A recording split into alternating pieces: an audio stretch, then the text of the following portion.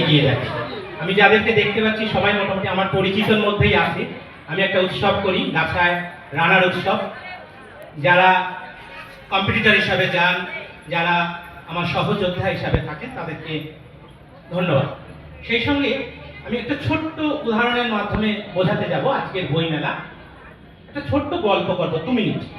চৈতন্য দাসের লেখা একটি ছোট্ট গল্প, অসাধারণ লিখেছেন ভদ্রলোক। বৈভূত ওইভূত। আজকের থেকে 100 বছর পর একটি মা তার সন্তানকে হাতে ধরে নিয়ে যাচ্ছে, যে জিজ্ঞাসা করছে, মা ওইটা কি? বলছে ওটা একটা পাঠাগার ছিল, গ্রন্থাগার ছিল, ওটা এখন অ্যাবলিশড, মানে ধ্বংস, ওরকম পুরো বাড়ি হয়ে আছে, ওটা কি? তারপরে মা বলেছে ওটা কি পাঠাগারে কি করে? তখন বলছে জানিস তো, আমরা যখন যেতাম তখন টোকন দিত, বই নিতাম, টোকন ফেরত দিতাম, বই আবার জমা দিতাম, এই আমাদের কালচার ছিল। তো সেটা আবার কেমন, পাঠাগারে কি থাকতো? নানা প্রশ্ন করেছে সন্তান। এটা 100 বছর পরের কথা বলছি। এইবার ছেলেটির মধ্যে একটা সন্দেহ রয়েছে, কি হয় পাঠাগারে, কি হয়?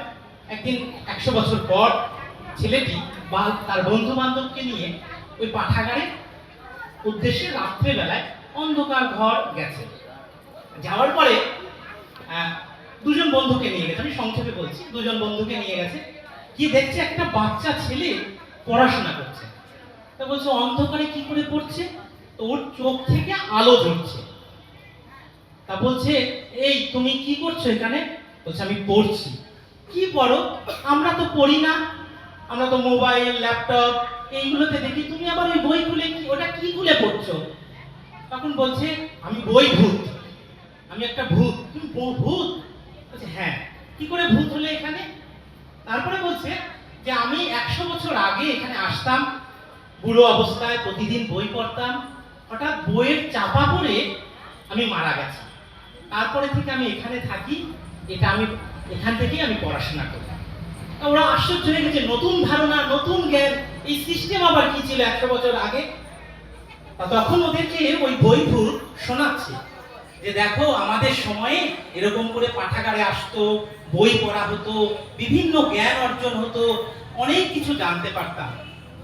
তোমরা এইভাবে পড়ো, এইভাবে জীবন চালাও, এইভাবে করো, তাহলে অনেক বেশি জ্ঞান হবে।